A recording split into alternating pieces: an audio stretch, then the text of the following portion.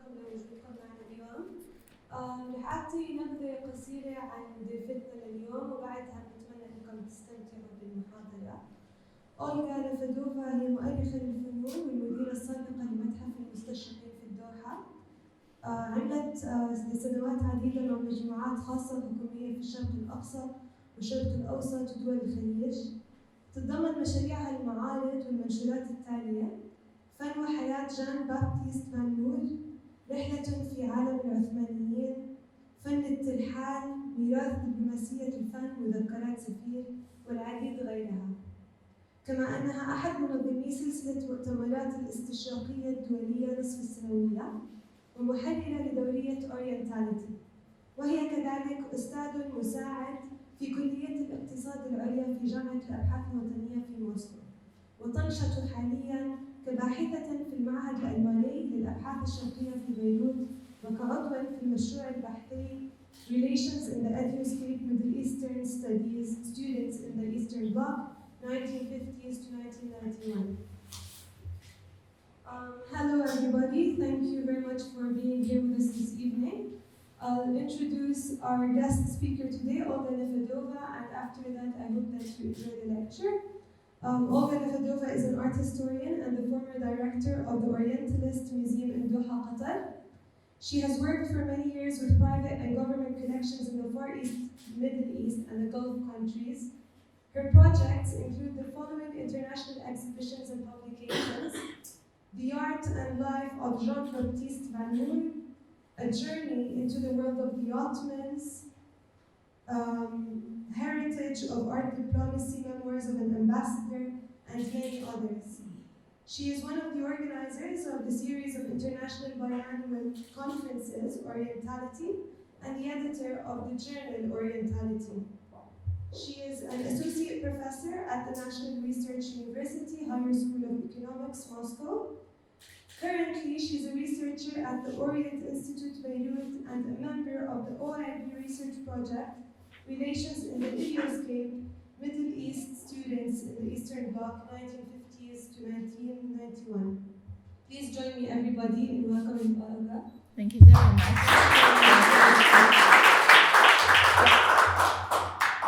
Sincerely, thank you very much for coming tonight. And I hope you will enjoy my today's presentation, which is dedicated to rather unknown subject of Arab art students that graduated from the Soviet art institutions. So first of all, regarding the dates, 1959 to 79, just to explain the time frame. 59, the year when the first Arab student joined an art institute in the USSR, and 79, I stopped for various reasons, such as project manageability, otherwise it's becoming too much. And then 1980s and the Afghanistan invasion, it's a completely different story, and that would be a completely different research of 80s. In addition, working in Russian archives is very challenging, and it's a subject for another lecture, trust me. And the access to the materials after 1980s is restricted until now. So you won't get a proper picture, bits and pieces, but I think 20 years is more than enough. So we have 2 decades, generation of the 60s and generation of the 70s. A little bit about the context, but I will show you just the sources of the research, and you will see that it's pure archival. There are publications because finally I have published, but before that there were no publications on the subject whatsoever. So it's a pure archival research plus interview.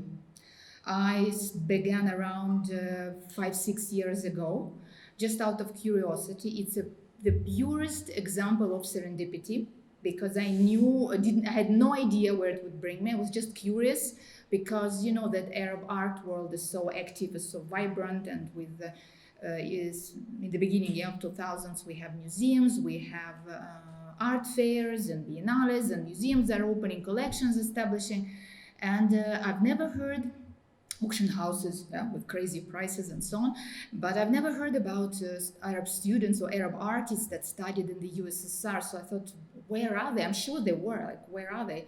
I met one in 90s in Kuwait, Thuraya al-Baksami, And then I met one Iraqi artist, Afif Aleibi, early 2000. But then I thought there cannot be just two of them. And there must be more than that. And I began just working with the Zurich of Art Institute. I went there. It was funny, challenging, but as I told you, another story. And eventually, this project just got bigger and bigger. And last year, we got the funding from Max Weber Foundation from the government of Germany. And now it's a huge project, the one which has been just now mentioned, Relations and Ideoscape, Middle Eastern students and the Eastern Bloc. So it's all of them together. And they just handle art part of it. So I'm really pleased that finally these students, they are like coming out. And I can tell you now that there were more than 100 artists that graduated from the Soviet art institutions. So a little bit about the context about 50s, what happened during 50s in the USSR. That's the time of improved, not just improved, dynamic growth in cultural sector. The USSR and the Arab world for various reasons.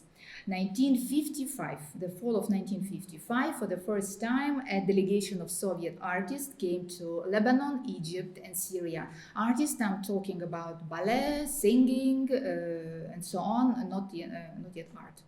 1959, Soviet artists came for the first time to Iraq. 1957, a major event in the USSR happened.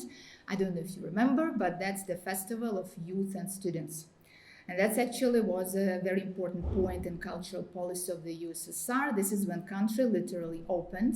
And I can tell that between 1957 and 1962, a golden age for art in the Soviet Union. Enormous amount of exhibitions, foreign exhibitions in the USSR, and very active and a vibrant exchange program.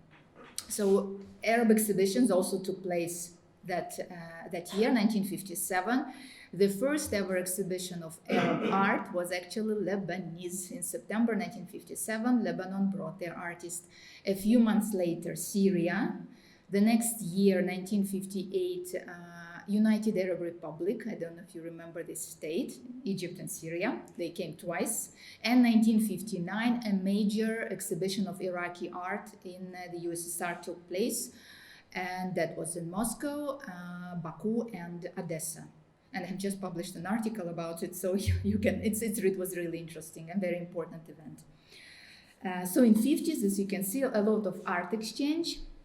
And in addition to everything, in the 50s in the USSR, they established the Students' Exchange Program. Nothing unusual. Around the world, in Europe, those programs were very active, so the USSR participated in that as well. At the very base, it was a political activity, but at the end of the day, it's art and culture. We do acknowledge it's a soft power, very important soft power. So this program was rather active. And this is the list of art institutions that participated in this exchange program. And we have got, I don't know if you can see, but there are a lot of them. Yeah? The three top ones, two in Moscow, one in St. Petersburg, they were the major one, and they are the major one until now. So during last 5 years, I was working with the archives of the first two in Moscow one, and the third one I will start next year because it's just challenging and it takes a lot of time, and then I will get very good picture. So today's presentation, 59 to 79, and the first two art institutions, the Surikov Art Institute and the Stroganov Academy.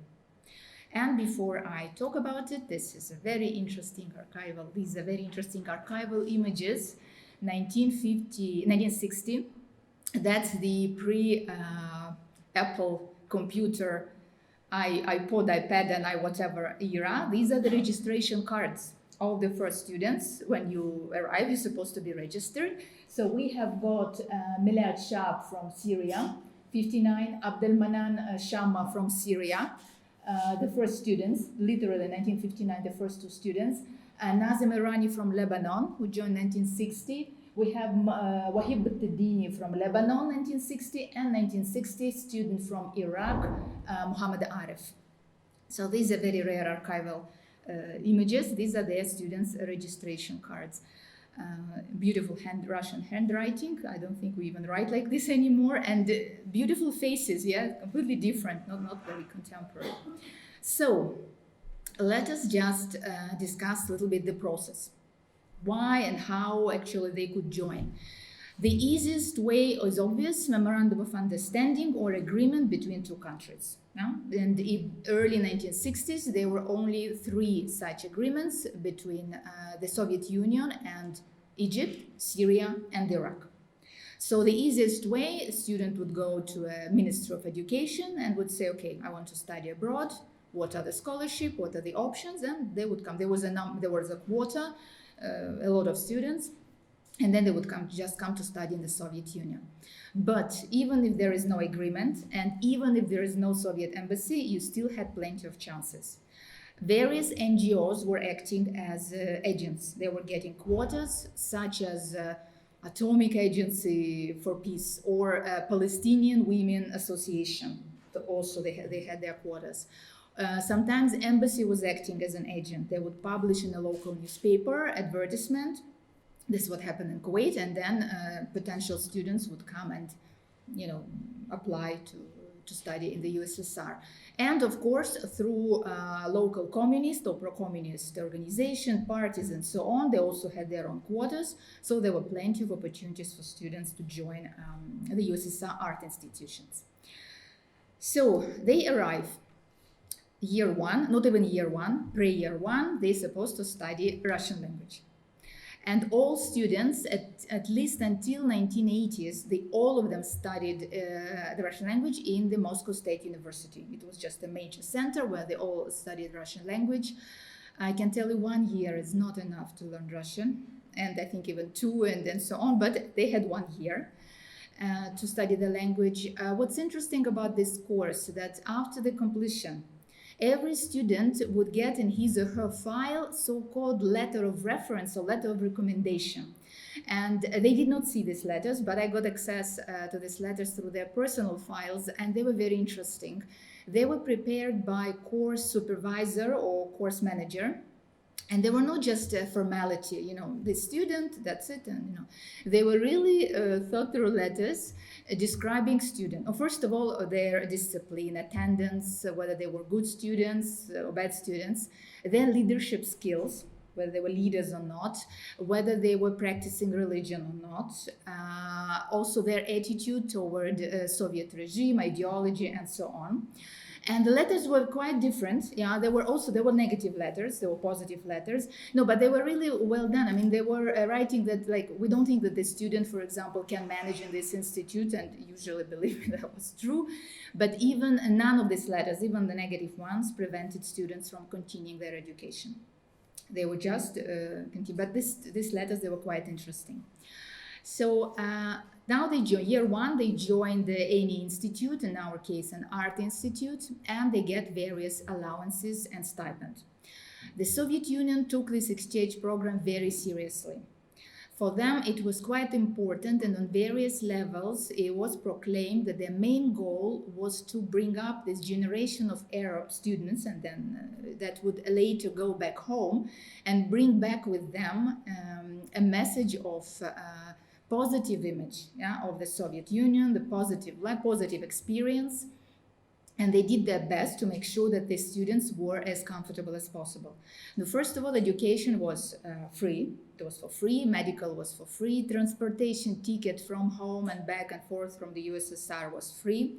They were getting stipend of around 90 rubles per month. And first of all, it was twice as much as the Soviet students were getting. Soviet students were getting only half. And just to give you a hint of prices, for example, a portion of soup was 10 kopecks. So if you have 90 rubles, you can imagine 100 kopecks in one. And a pie, like a meat pie or cabbage pie, would be around 5 kopecks. So the life wasn't that expensive. In addition, only Arab and Latin American students, only 2 groups of students, were getting very generous allowance of 300 rubles. What for? To buy warm clothes.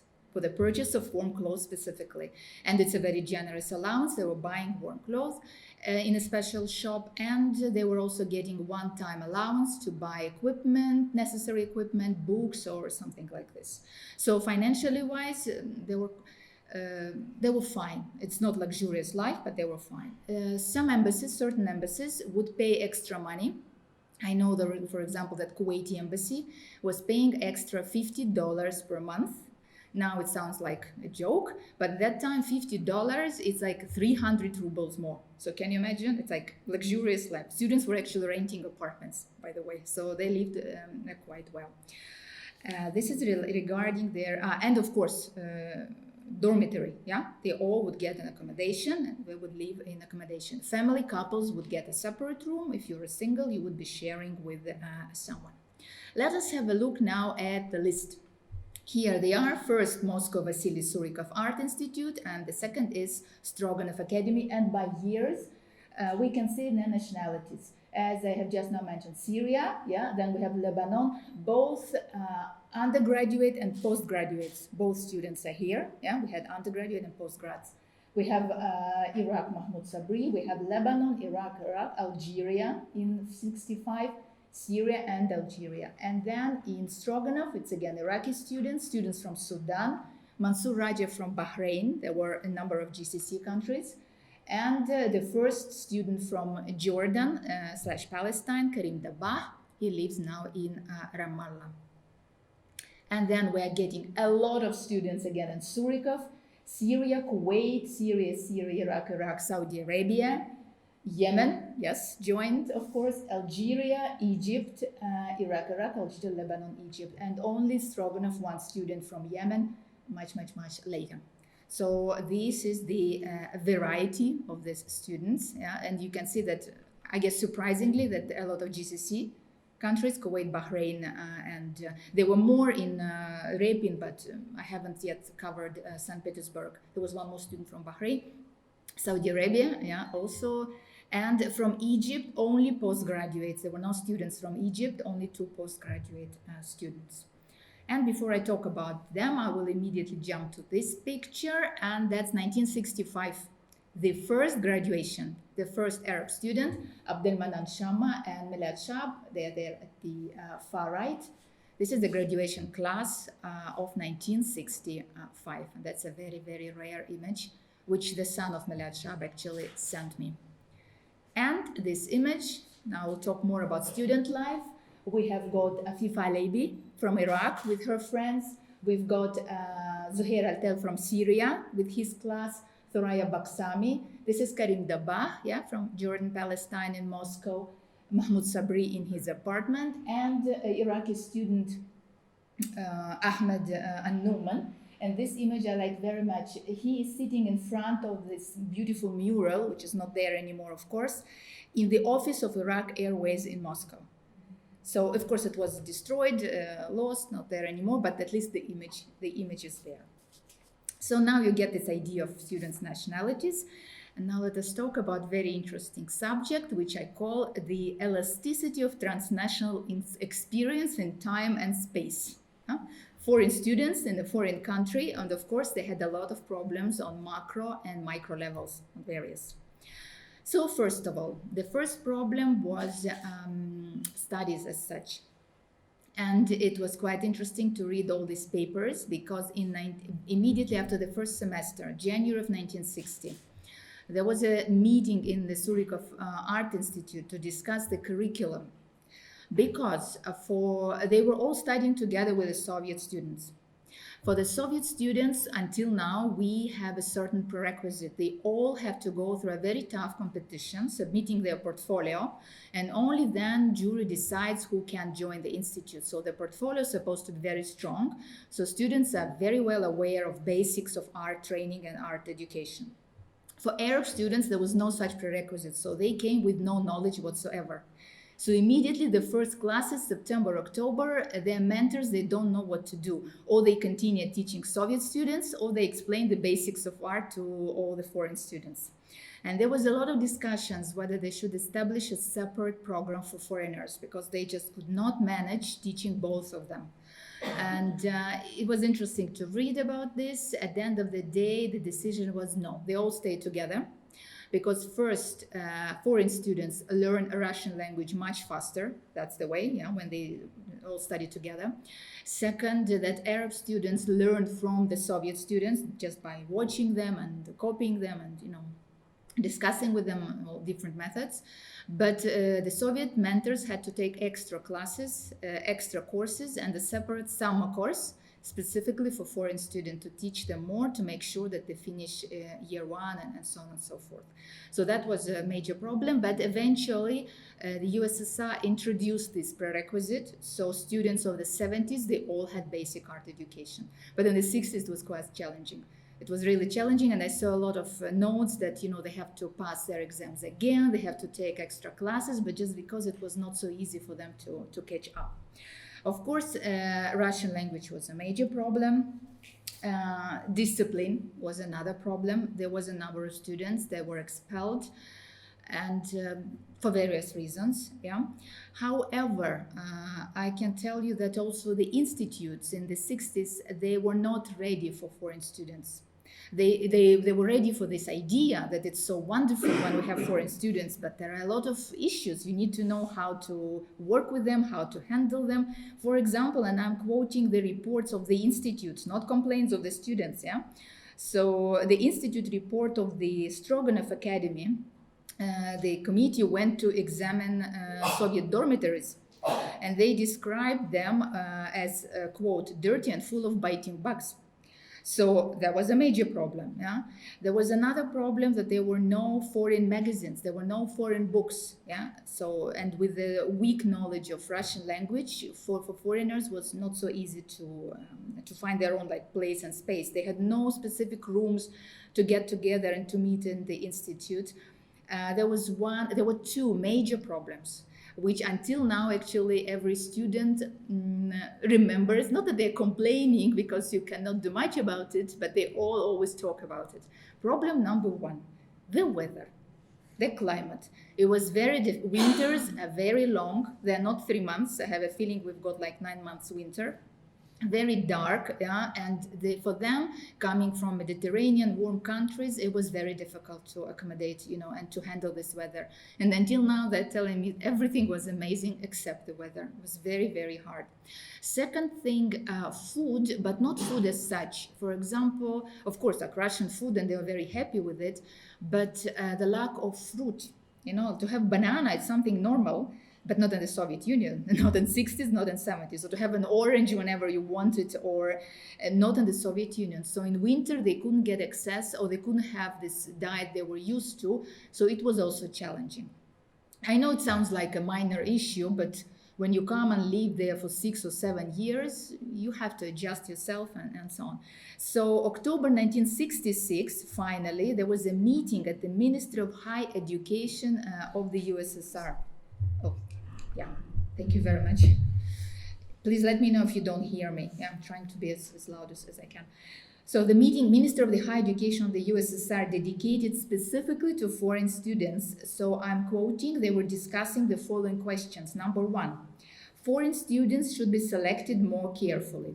Okay, fine, no problem. Second, the issue of rather large number of incidents involving foreign students. Okay, this can happen. Third, necessity to know students much better. Yes, please, because they come from different countries. 4, it is important to establish contacts with foreign students even after graduation. Alumni, will be very good. And 5th, the issue of ideological struggle between the two worlds through foreign students in the USSR. No, politically it sounds very impressive. In the reality, it was a little bit, it was not so horrible as it sounds. But when we talk about our students, we are talking about art education. When we are talking about art education, we are talking about the ideology of social realism. They were all educated within this ideology. However, and I will show you now their graduation works, it did not really work this way. I mean, they were educated within the social realism ideology, but they practiced any art technique or movement, whatever they wanted. So let us have a look, and we will now discuss this. And please pay attention to the captions, because you will see that in addition, why this research is so challenging, 70 to 80% of their works are destroyed, lost, or non-existent.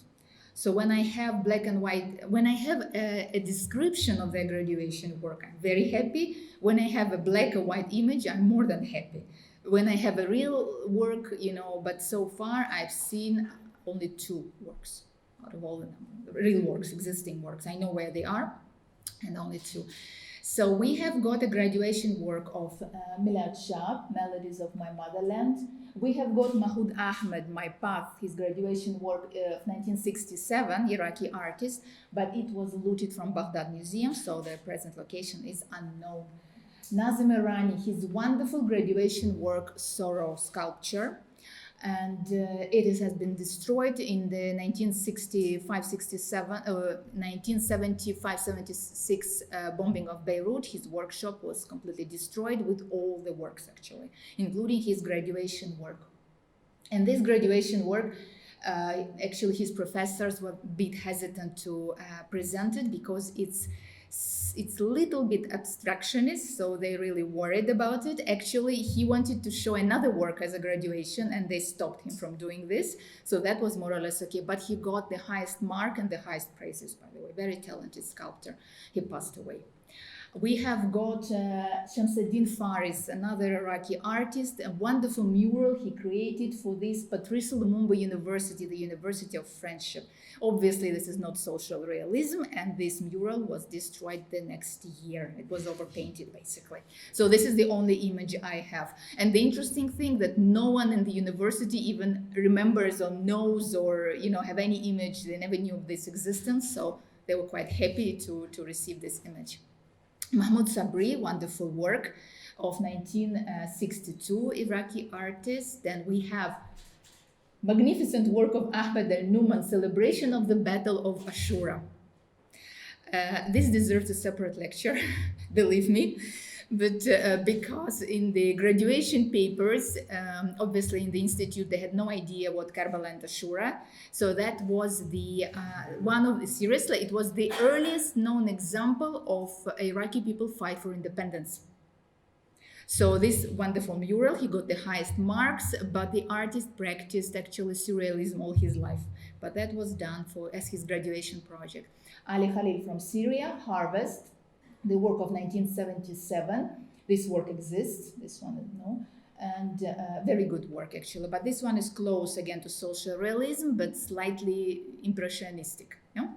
Then we've got this very good work, Wahib al-Tadini, Harvesting or Picking of the Apples in the Mountain, Lebanon. Yeah? It exists. It's not in a very good condition, but it exists somewhere. Muhammad Arif from Kurdistan, Iraqi artist, of course, a graduation work dedicated to Salahuddin. Yeah? Wonderful work. Again, location is unfortunately unknown. We've got Syrian artist Asim al-Basha, Palestinian. Very good work. Again, location is unknown, most probably destroyed. He left it in Syria and his workshop was destroyed. Fairuz Hezi from Syria. Again, his work was lost. I met him. He lives in Russia. He lives in Tver, and he was very happy to see this image, which I found and he did not have. So he was really happy to see that at least in an archive there is the image of his work. Afif Alebi, graduation work, Iraqi artist in 1961. And we have got 3 more works. Syrian artist Zuhair Altel, he is gracing the poster of today's presentation.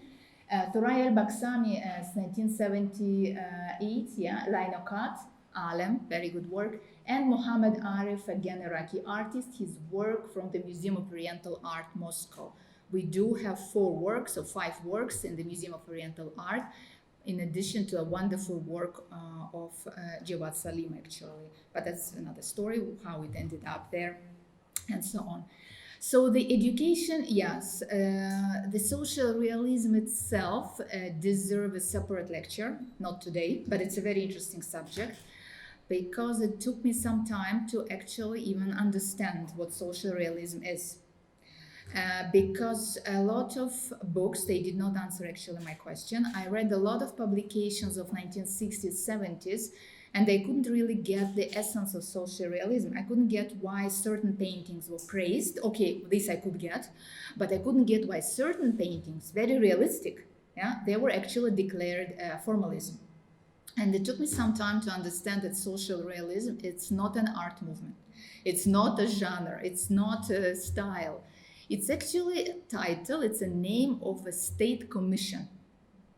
Commissioned from the state to an artist. Because from 1930s, we had only one collector, patron, commissioner, whoever, yeah, it was the state. He was also the girl, everything was the state. So the state declared that social realism, this is what's required. However, there was no definite definition, if I may say so. Yeah, what exactly social realism is? 1, 2, 3, 4, 5, no. Eventually, social realism became, okay, it became just as a mainstream. What became clear that there was a, there was certain priority of themes, not genres, themes. Yeah, so certain themes were prioritized, and what was important that the message should be optimistic. It should only bring optimism, nothing tragic, nothing that would make you, for example, think or worry or to be disturbed. Yeah, that would be already declared formalism. Because sometimes such painting, like, you know, nothing is wrong with Mahmoud Sabri's work, but no, he was declared formalist, of course. No, Shamsuddin Faris, it's clear, yes, also pure formalism, not really working, and the rest of the works also questionable. But with the case of Arab artists, they were much more flexible than with the Soviet artists. And there was always this term, and I'm now researching more and more about it, such as national influence, yeah, national heritage, national language. So they were more flexible and accommodating, and as soon as there was something to be criticized by high authorities or by the outside authorities, usually the question was that these are the traditions of the Arab world, and you have to accept it because this is the art language, but they're doing their best within the ideology of the social realism. Because a lot of works were just, did not meet those requirements whatsoever. Where I am? Yes. Now the question of why students were actually coming to study in the USSR. Why not Paris? Why not Rome? Why not anywhere else? I did ask this, of course, paperwork did not give me this answer, yeah, but I was all the time asking students or their family or friends or relatives, why did you come to the USSR? I can sum it up in 3 main motivations.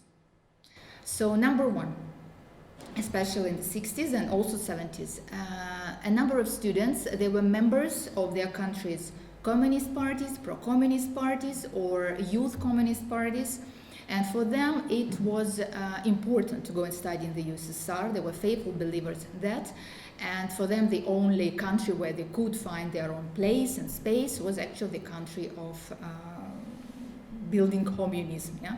There were not that many, by the way, surprisingly. If I take students as 100%, maybe 10 or 15% only, they were communist or pro-communist.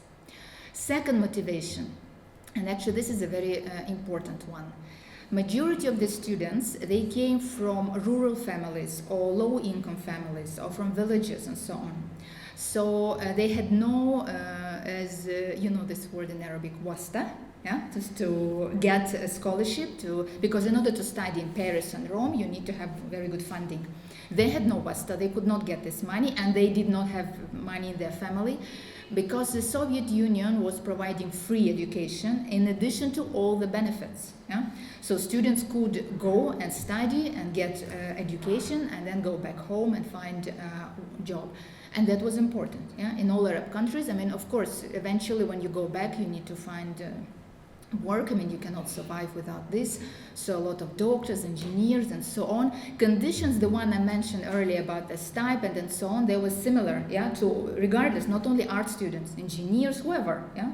So the only difference that sometimes they were getting more allowances, for example, yeah, maybe engineers need something extra or medical something extra, yeah, but overall, no, that was that were the conditions. So that was the second reason they were selecting the Soviet Union, because it gave them opportunity to study.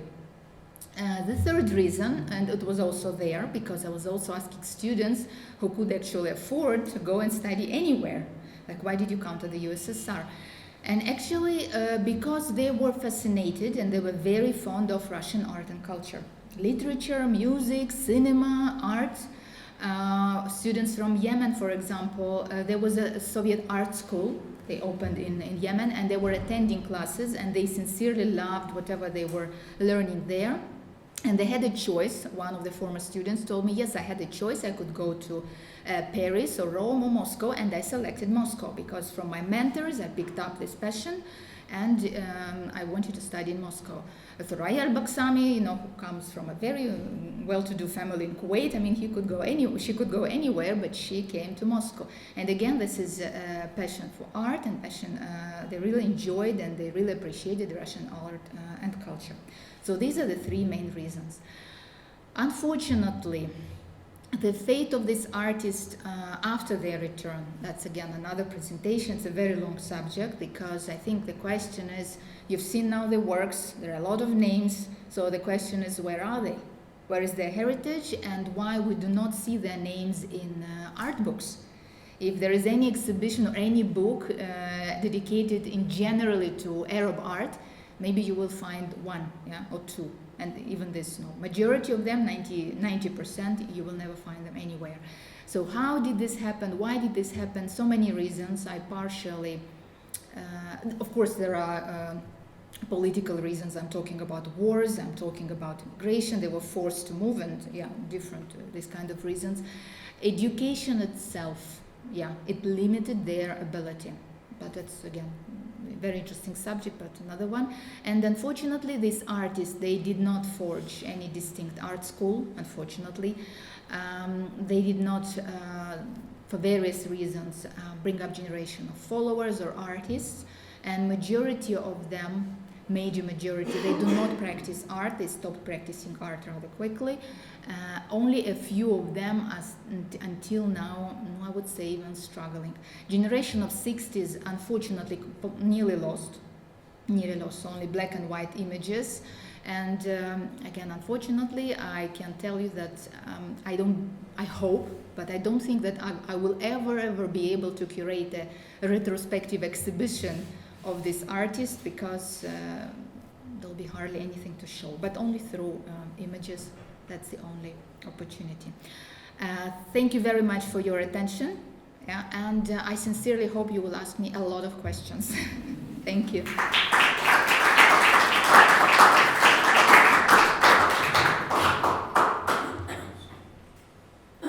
Yes, please. One of your first slides showed the origin of where the students came from. Yeah. Why is it that it seems a lot seem to have come from Syria? There was an agreement, memorandum of understanding. It was much easier.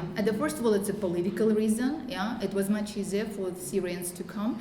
And yes, we start from Syria, Iraq, from Lebanon. It wasn't easy to come, and both of them came through the embassy, by the way. Yeah, because there was no memorandum of understanding. So Nazim Irani, he came to the Soviet embassy, so he came through the embassy. So yes, Syrians a lot. Then we're getting a lot of Yemenis as well. So you can also trace the political, history of political relations between the Soviet Union and the Arab world through this. So yeah, Syrians were majority. Yeah. Especially here, we have a lot of them.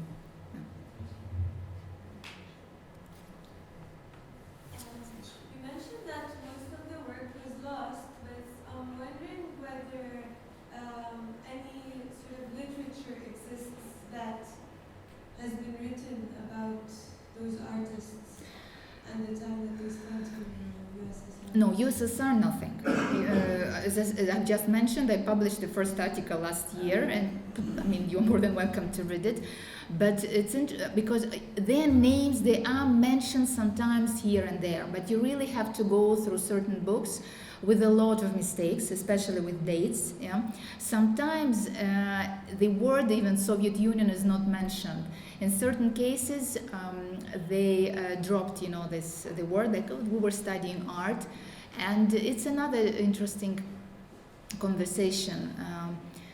That they did not find it so, when they came back, yes, with a group of other graduates that came from Paris and that came from Rome, it's not that the Soviet, I will call them Soviet Arabs, yeah, like Soviet Arabs, it's not that they got the wrong education. No, the education was very good and the technique was very good. But in Europe, they were getting, they were taught how to be, as they call it, bold and brave, yeah, how to experiment. How not to be afraid to be, I don't know, wild, yes? How to come up with your own and techniques and treatments and so on. And from what I understand, the Soviet education left certain borders, that they were taught like this, that's the only right way. And I had the feeling when I was looking at their works later and later that they still had this burden of this Soviet education. So they were not, in addition, of course, when you're taught within the ideology of social realism, you hardly know anything about galleries, about biennales, about annual exhibitions, about art fairs. You don't know anything about it. The world of commercial and its integral part, you can like it, not like it, but it's there. Yeah, we cannot live without it. So they could not really find their place within this community. And any art community discussed, Syrian art community, Lebanese art community, these artists were actually usually outside. And even now when I travel, and when I went to Beirut last year and I was asking about Nazim Irani, and they were looking at these works and they were telling me, oh yeah, I remember him, he was very quiet. We didn't know about his works, but he's a good artist. He was, he passed away, yeah, he migrated to Australia and he passed away. And I said, yes, he was a very good artist, but how come he was your neighbor? Like, they knew nothing about him and his art.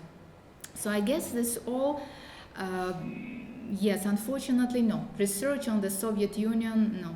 And in addition, it wasn't popular for so many, it was not, popular for so many reasons, mainly political. And how come there were so many artists from Iraq?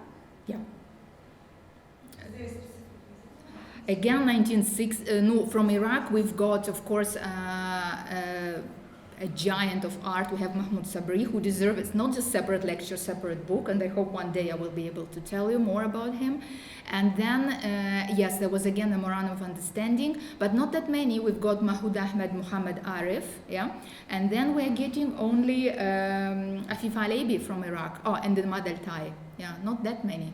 And then a little bit later, a few more. But yes, it was again memorandum of understanding. After the revolution of 1958, it was also quite popular, to come and study in the USSR. So, but there were also Saudi Arabia, Kuwait, and Bahrain. Yeah, something we wouldn't expect, but they graduated, and Thuraya Baksami is practicing her art until now. Khalil Hashemi is also very active in Bahrain, and Abdul Sattar Musa had his exhibition 2 years ago in Dubai. Yeah, with one of the galleries. No. So yeah, they are. Now they're not, they're fine with the Soviet education. Yeah.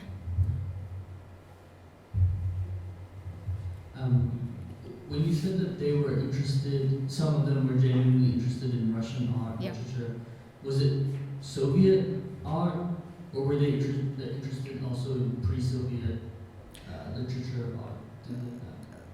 Both. They were classical, whether if we're talking about literature, it's Chekhov and Tolstoy and so on, classical music, ballet, this is out of question, but also the art of avant-garde, because they had an impression that it was still practiced in the Soviet Union, the books, even the art of social realism, such masters as Deineka. They were really, I'm sure you don't know him, but it was one of the he wasn't actually a grandmaster of social realism. It's a very complicated subject, but he was a very famous artist, excellent artist. So, for example, they saw these albums because the Soviet Union was very active in distributing their own literature. I come across that there were so many publications in Arabic language. They were translating and they were sending movies and albums and newspapers and books. So this soft power intrusion, yes, it was, and they were very good books and very good translations and very good albums. So yes, the image was created very positive, and for a reason, art-wise, it was very positive. Plus, as I told you, Russian dancers, singers, and they were learning songs in Arabic. You know, Rashid Beybudov was singing in Arabic in '59 in Baghdad. He was an Azeri singer. So they really did their best to create this positive image. So yeah, both pre-revolutionary, yeah, and Soviet art both. And of course, 1957 made a huge impact, because a number of students, they came to Moscow for the first time in 1957 as part of these festival celebrations. And then they saw it and they were really overwhelmed, and they came back to study later. So that was also a very important soft power tool. Yeah. Thank you for the lecture. It was really interesting to see, especially the artists from Lebanon who seem to be sort of a counter to the modernist movement that we're learning more about through, especially the scholar Robin Cresswell, but others writing about modernists and David in the 50s and 60s. And their politics were not at all left-wing. And it's interesting to think about this other generation of modernist artists. And so I had a question, which was that you said if you were talking about the 1980s, it would be a different story. So what would that story be? And I would imagine that the crackdown on the left in particularly Iraq, but also Syria, probably maybe has something to do with it. What happened to these artists as left-wing students who have to survive under authoritarian regimes in the 70s and 80s? Yeah, students, the content of the student changed a lot nationality-wise, and the image was different. The image of the country was different, because 80s is a quite difficult time in the Soviet Union. We call this the decade of stagnation, yeah, and of course Afghanistan and all this image and everything.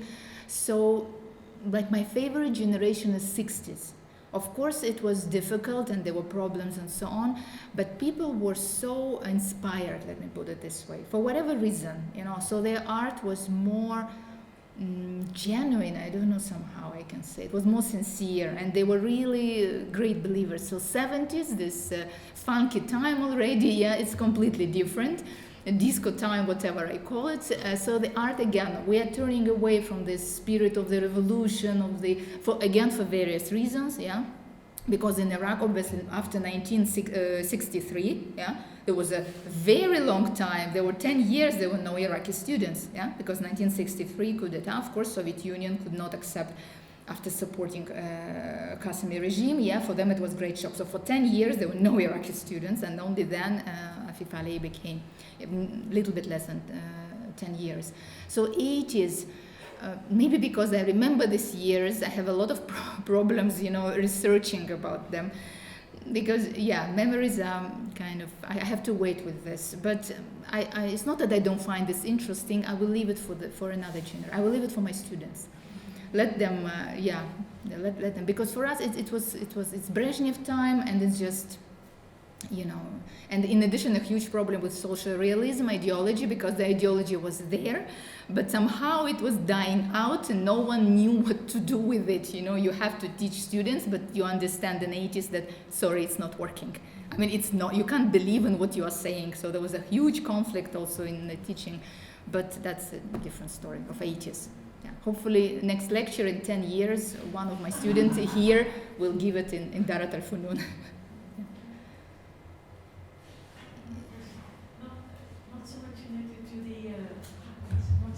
Connected to the Arab students, but actually I was triggered by what you were saying, that they were taught borders, that the limits of, and not the wild expression that they were being taught, as you say, in Europe.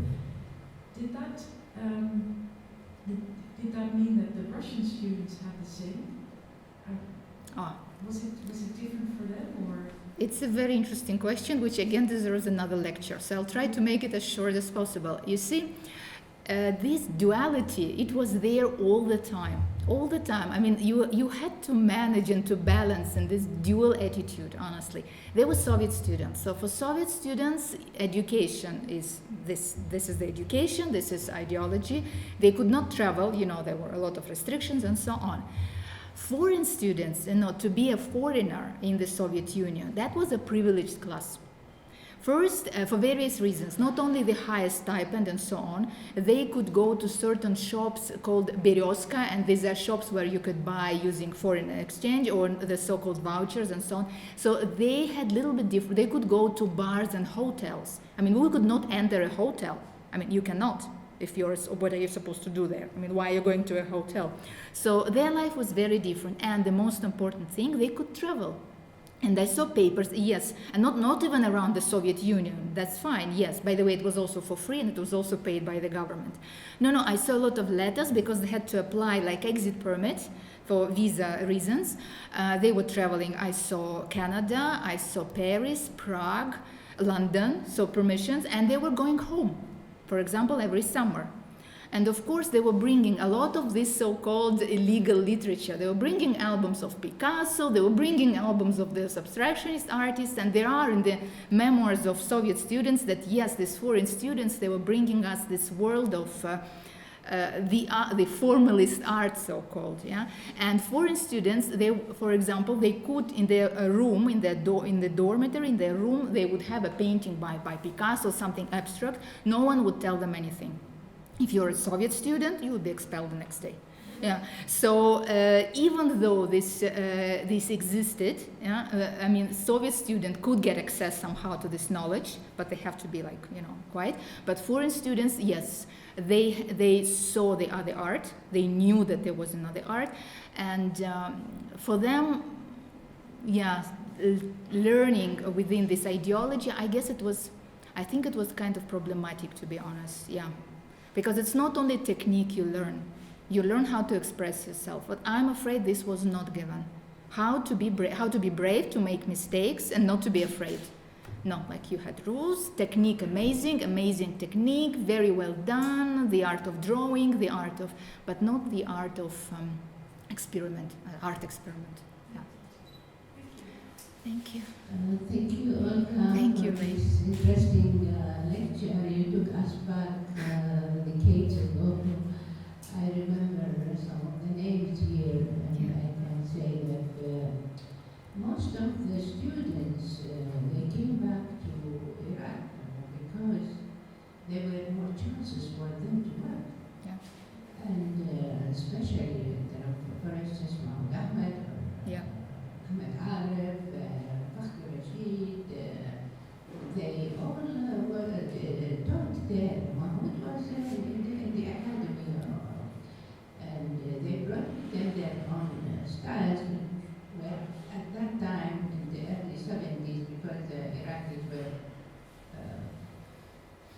very modernists, they didn't believe in the social reality. They became more rebellious about it. But those came with their own ideas, and they're trying to educate the students according to what they have been told. Yes, the literature, they came and they made their names there. I wonder, what about literature? Because I know that in 1959, so many students came back in 58, after the 58. They were studying in Russia. They were starting their college studies, and they came back to Baghdad to finish it. I think life was very difficult for them. And I think those who finished their college studies, they were asked to go back. In a way, because it was not easy for them to make their own life there. In Moscow. In Moscow, at that time. I'm talking about the 60s and early 70s. So they came back, but because I remember one of very well-known, she became a known writer. She was a professor she taught, I think, Russian literature. Mm-hmm.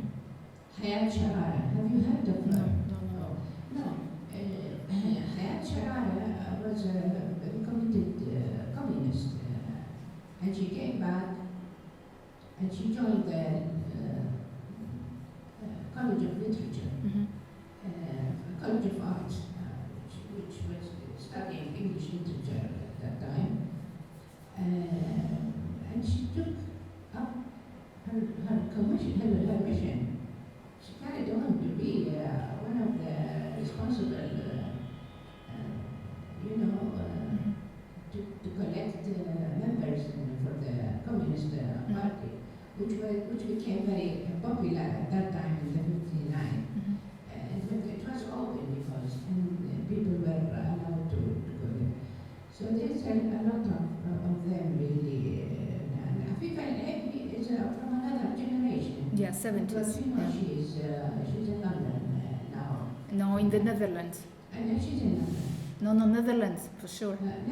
Netherlands. Okay, Holland, yeah. Yeah, she's in Holland. Yes. Her brother in London. Yeah. Faisal Abed. Yeah. No, but I took only artists. I mean, definitely, there were a lot of students in literature. Yeah. Literature, and this is a very interesting subject. There are a lot of students in cinema. Yeah.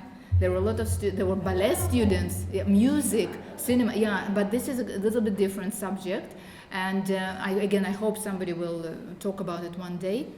And yeah, there were, I think at one given point in 60, there were around 3,000 Iraqi students or something like this. A lot, really a lot. It's a huge field, and I'm sure, please, carry on, take it over, and, it's like unknown terrain. So our research project, it's just in the beginning, and there is a lot to learn, really a lot from Russian archives. No. Thank you. I wonder if So some of the names are still recognizable, and you were saying many of them have not gotten the credit that they deserve. That the Soviet Union doesn't exist anymore. Wars have destroyed many of these paintings and pieces. Can you talk about any lasting influences or legacies on institutions, either in the countries that artists came from or that they studied in? Well, even if their names aren't attached to those legacies? Unfortunately, no. I could not, find I cannot talk about any kind of school. That's a problem. I did not find anything like this, or even a workshop or anything like this. It was education, and then you go home and that's it. And even, unfortunately, institutes, they're only now, kind of picking up this, the history, of the students and so on. Because, for example, Mahmoud Sabri, there is no file for this artist at all. There is no one single paper in the institute. And if you tell me, he studied in the USSR, well, good luck proving it, because there is nothing. Well, I found, not in the institute, in the Ministry of Culture Archives. But they're just now picking up this idea, and they still think that I'm a little bit strange, why I'm walking around and asking about these Arab students and so on. But unfortunately, school and continuation, I did not find it. Yes, a number of them, they were teaching in art schools and art institutes. But they were teaching this classical technique, which is fine. But except a few of them, Mahmoud Sabri, as I told you, it's a completely different story. And there, by the way, talking about this artist, I could tell a story of his art, Soviet influence connection, and his later life after the coup d'etat, and then his much later life. Yes, there would be a story. Yeah, there would be a very interesting story. Yeah, but he is an exception, almost. And he's one of the Iraqi pioneers, but it's a completely different, it's one of the giants of Iraqi art. The rest just, students, but it's still quite interesting to learn about them. Yes. So I'm interested did you find anything about how the Arab students, how how they interacted with the Soviet students, what the attitudes of the Soviet students were towards the foreigners or relations. Yes, and again, nothing unusual, a very normal life, young students full of whatever aspirations, craziness, and so on. It was yes, of course, for Arab students would speak only English. They were learning Arabic, sorry, they were learning Russian, but not as fast as they could. Normal life in the dorm, and with a lot of funny stories. Someone is stealing someone's food from the fridge, yes, even this I heard, and then somebody is taking their girlfriend after 9 o'clock, and it's not allowed. Absolutely normal life, and a lot of stories. And you know what, the thing which, when I just began this project, I thought, I will talk to these former students. I worried, because it's not that I'm a naive person, but I'm trying to remain optimistic, And I thought, of course, they will talk about their hardship, and then they will tell me some horrible things. Actually, none of this, no one single student ever told me anything bad, or that's anything that they regretted, that they studied in the Soviet Union. It was always a lot of fun. They were young, of course, at the time of their youth, so everything is green and blossoming and beautiful when we're young. Yeah, we're always positive. But seriously, none of them, no one single person said, I wish I could go to London or something. No, that was part of their life. They went there because they believed in this. They went there because the Ussr gave them chance to study, and yes, they acknowledged it, and recognized it, and accepted it, admitted only with good words. I don't know what it means, you can say, oh, it sounds a little bit syrupy, a little bit romantic, but that's the way it is. No one single person. They all always come, oh my God, we went here, there, we traveled, but I guess that was the time, that was the spirit. And this is to the question of 1980s. Maybe the students of 80s would tell me something different now, but I don't study them. I stopped in 79. I'm in 79. So 60s and 70s, they were all, and by the way, a lot of them, not a lot, a number of them, they got married and they got Russian wives, yeah. A lot of them kept their Russian language. They, until now, Thoraya Baksami speaks Russian better than me. I mean, it's unbelievable, A lot of them passed Russian language to their kids.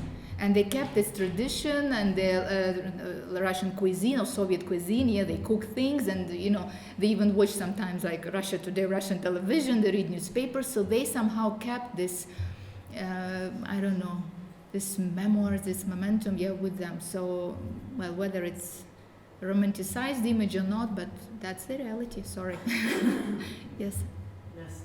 What about the community, the Russian community, the people, the families, did they embrace them? Were they friendly to them? Did they, because I remember in Iraq when they had foreign students, not a lot of, especially in places like Mosul, they didn't socialize with students that were, so how was it in the culture?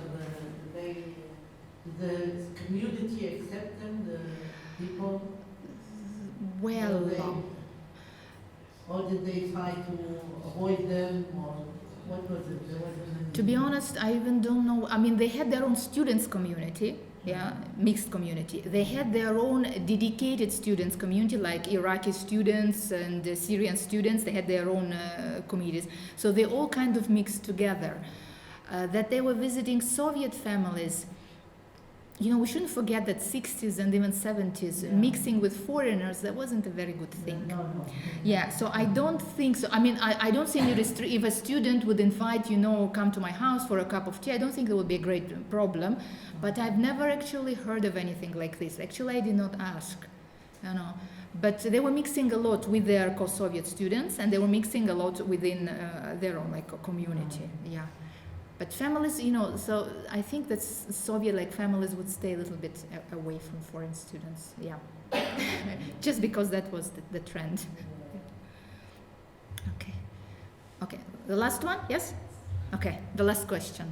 And then we can talk later, because I'm afraid people are tired already. So what would you say would be the legacy of the Soviet education on these students? Okay, I think it's very important to look at these students and their education in the context, different ones. We can look political. It's also quite interesting, yeah, because there were a number of their works dedicated and to Palestinian problem, yes, and to the events in their own countries and so on. It would be very important to look at this artist in the context of Arab modernism, Arab art history, because now I can tell you, I do not believe we can write a book about Arab art without this chapter. I mean, it will never be complete. You cannot ignore them. You can like them, not like them, dislike them, but it must be there because then you get a picture, a good, complete picture.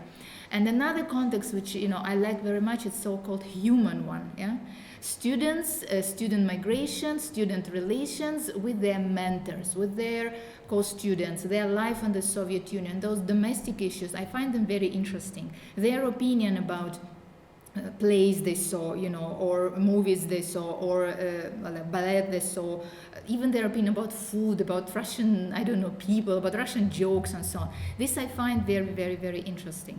So I think when we get deeper and deeper into that, and I'm sort of just in the beginning, even after 6 years, because unfortunately, yes, I cannot rely on any secondary literature, so I have to go step by step. It will be very, very interesting picture. And then we will understand more about the students, those who came back, not all of them came back for various reasons, yeah. A lot of Iraqis stayed in the USSR after 1963. And they have until now, they have Russian passports and so on, yeah. And a lot of Iraqis, no, they did not come back. They stayed after 1963. Number of Syrians also stayed. So then we will understand how the students acted in their own country and what actually happened and why they couldn't find their own place and why, or they could find their own place and what they were doing. So yeah, we will get a very, very interesting image. Again, thank you very much. I hope you enjoy. I hope you learned something about the Soviet Arabs. Yeah, Soviet Arabs.